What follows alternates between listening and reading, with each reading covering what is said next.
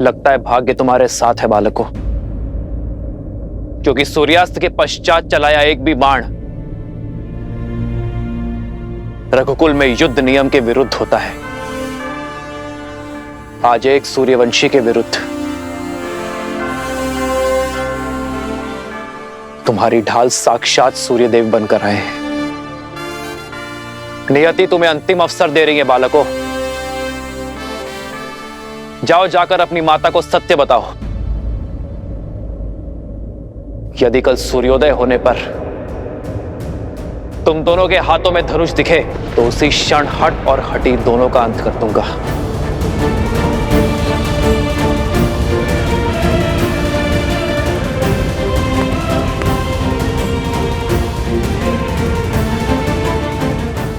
कल भोर होते ही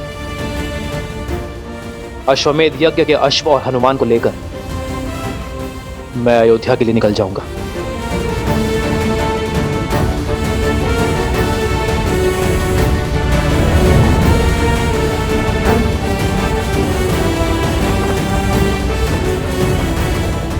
जाओ और जाकर हर भूल के लिए अपनी माता से क्षमा मांगो।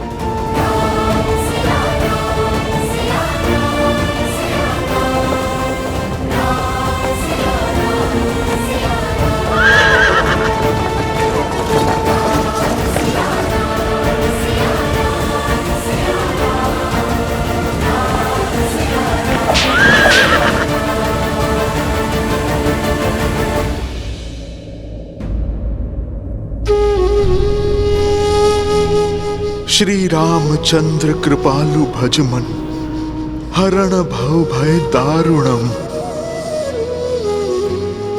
कृपा और दया के सागर है मेरे प्रभु श्री राम। यही उनकी महानता है।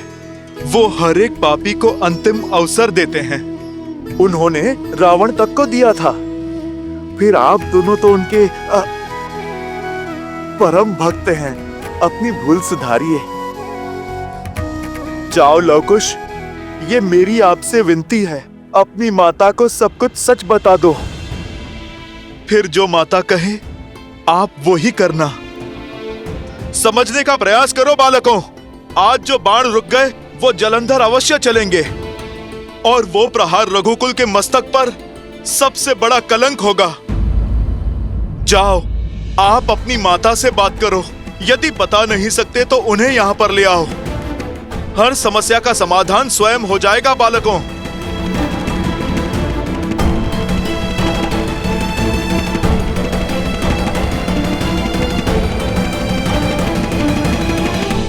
लवकुश की पुकार की माया से आपने बानासुर को बचा लिया, परंतु आप स्वयं किस माया में फंसे जा रहे हैं भैया? क्या नाता है आपका इस गंधर्वी चंचलाक्षी से? और सीता के पीछे आपको वो क्यों दिखाई दे रही है? मुझे तो कुछ नहीं दिखाई दे रहा है। ये घटना संकेत है शुभनखा, उस श्राप का।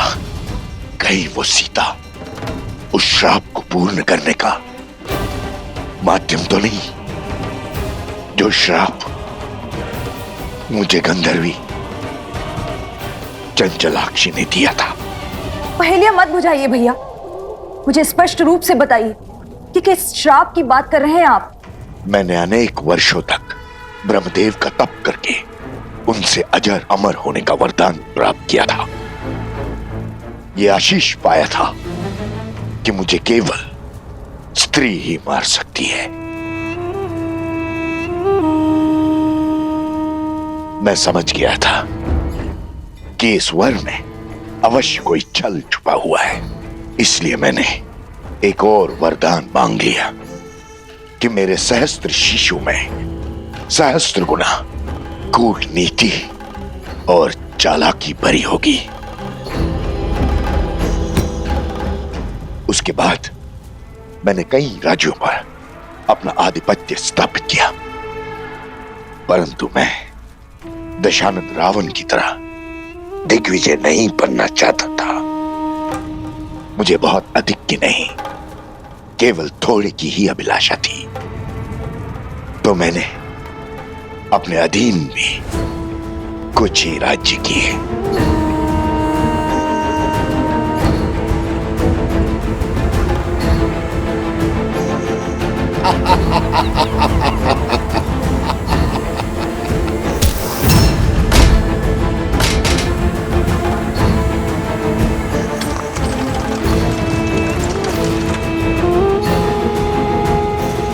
ये है हर किसी को अपने सामने झुकने पर विवश कर देने वाले सहस्त्र मुख। मैं अपना राज्य इन्हें सौंपता हूं। आज से यहाँ की हर वस्तु हमारी है। जाओ, हर रत्न, हर आभूषण, हर मूल्यवान वस्तु ले आओ हमारे समक्ष।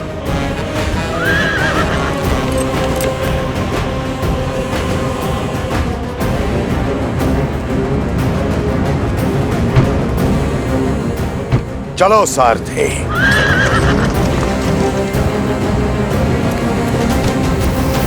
छोड़ो मुझे, छोड़ दीजिए, क्या कर रहे हैं? छोड़ दीजिए। हर अनमोल वस्तु लेकर मैं उस राज्य से निकल ही रहा था कि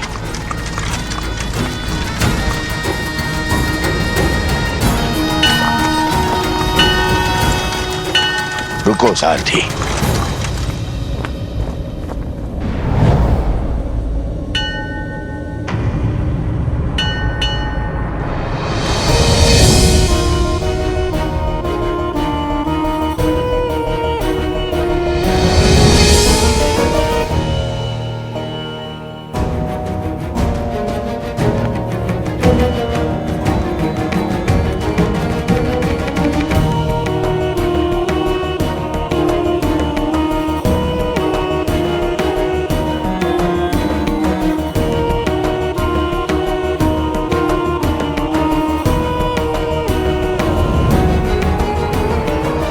अद्भुत, अनुपम, ये तो संसार का वो धन है, वो ऐश्वर्य है जिसे मेरे पास होना ही चाहिए। इसे न भोगा, इसे न पाया तो वरदान का लाभ क्या।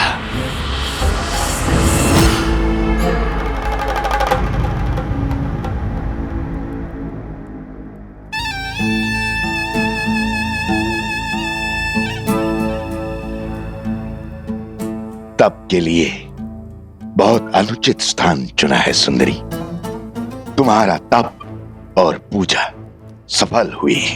अब कोई आवश्यकता नहीं अब इस लक्ष्मी या किसी और देवी देवता की पूजा की। अब तुम मेरी हो। अब और लक्ष्मी और वैभव की आवश्यकता कहां। तुम्हें संसार का हर सुख दूंगा मैं, हर मनोकामना पूर्ण करूंगा।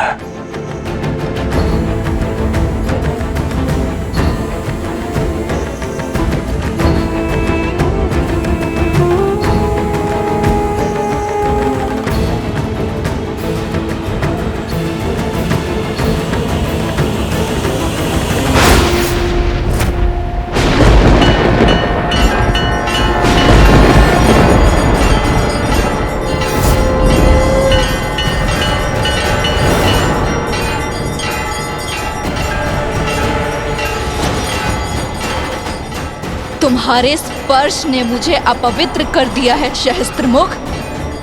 तुम्हारे मलिन मन का इस संसार में कोई स्थान नहीं। जिस शक्ति का तुमने अहंकार पाल रखा है वही तुम्हारे विनाश का कारण बनेगी।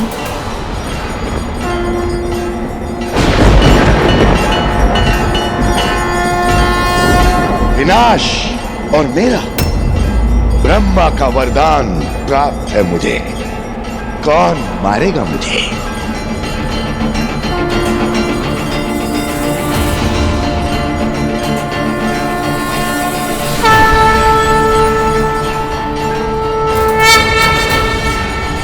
मैं गंधर्वी चंचलाक्षी, जिसके पावन तप को तुमने अपवित्र किया है, मैं तुम्हें श्राप देती हूँ।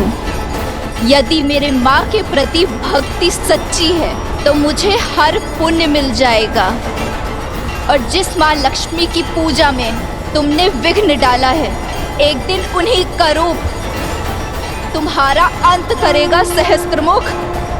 उन्हीं के स्वरूप से तुम्हारा सर्वनाश होगा।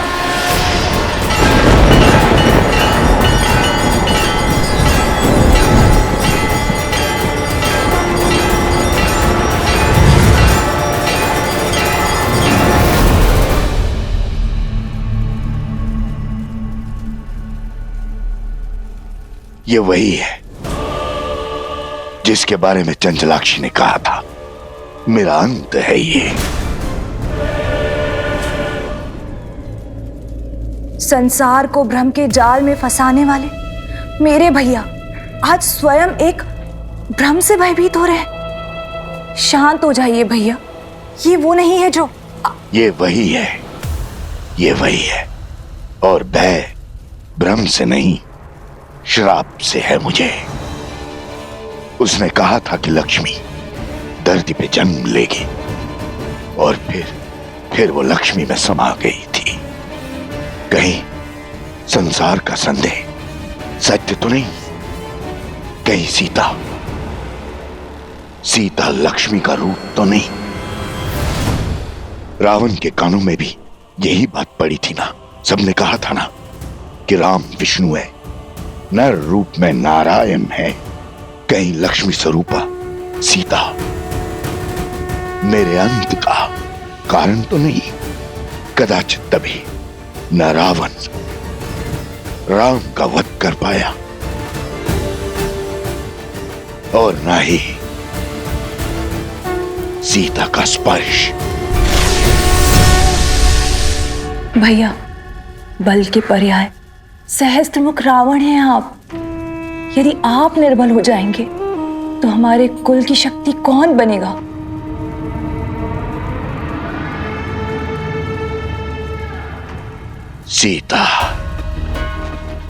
सीता के कारण पूरा राक्षस कुल समाप्त हो गया।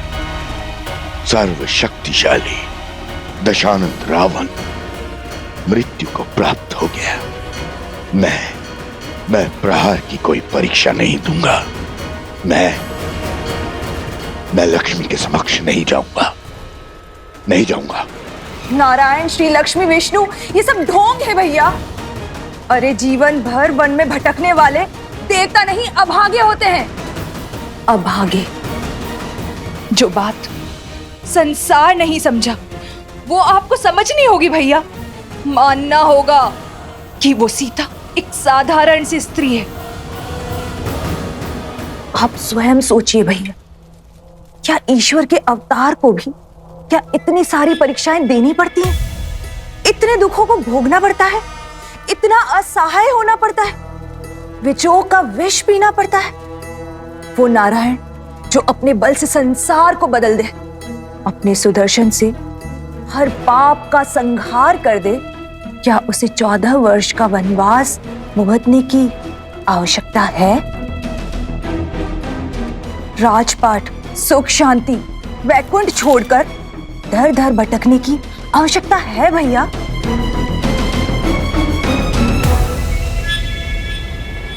और जिसे आप लक्ष्मी समझ रहे हैं, जिसके भय से थर थर कांप रहे हैं, वो पूरे 1 वर्ष तक हमारे भैया की बंदी रही। यदि वो लक्ष्मी का रूप होती तो क्षण भर में तो लंका से अंतर्ध्यान हो जाती और 1 वार से दशानन की हट को तोड़ देती। भ्रम को बल पर हावी मत होने दीजिए भैया, तनिक सोचिए।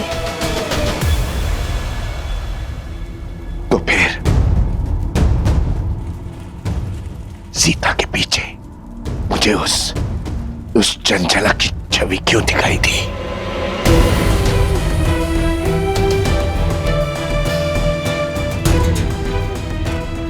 जब मन में संदेह होता है तो भूतकाल आंखों के सामने स्वरूप लेता है। ये सब विचारों का खेल है भैया, और कुछ भी नहीं। इस अनर्थ का अर्थ खोजना बंद कीजिए भैया, और प्रहार का नाद आरंभ कीजिए भैया।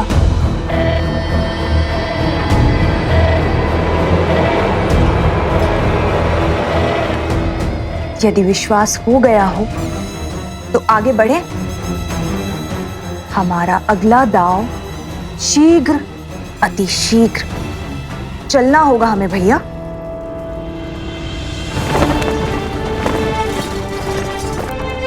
श्री राम,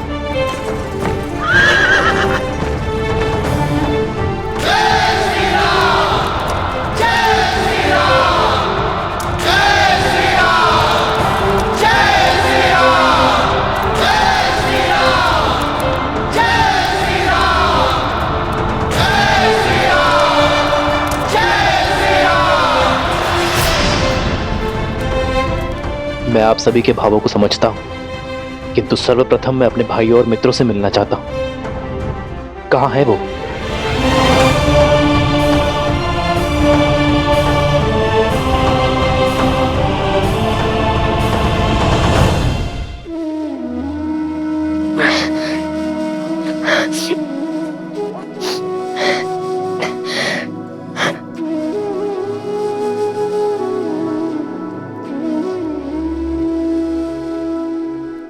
यदि कल सूर्योदय होने पर तुम दोनों के हाथों में धनुष दिखे तो उसी क्षण हट और हटी दोनों का अंत कर दूंगा।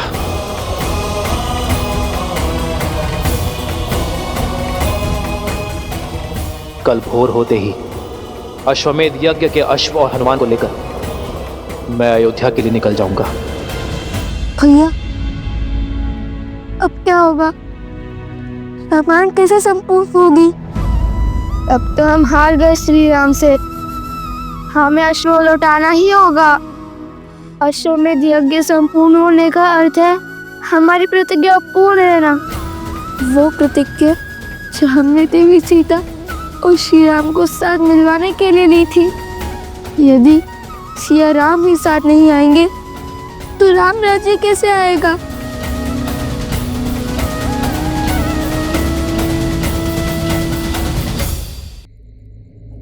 नए कुश, युद्ध अभिशेष है और हार जीत का निर्णय भी। आज जो भी हुआ वो अकल्पनीय है, इतिहास का भाग बन चुका। हमने श्री राम का सामना किया, उनकी शक्ति और उनकी आभा को ललकारा। कि जानते हुए भी हम पीछे नहीं हटे कि हमारे समक्ष रावण का संहार करने वाले श्री राम खड़े हैं। तुम ही बताओ, ऐसे शूरवीर कैसे हार सकते हैं? हमने आधा युद्ध जीत लिया है कुश। आज उनका केवल एक दांव उचित पड़ा है। स्मरण रहे, माता कहती है, धैर्यम सर्वत्र साधनम। भाग्य भी साथ साधने वालों का साथ देता है। कल हम पुनः श्री राम के समक्ष जाकर उनका सामना करेंगे।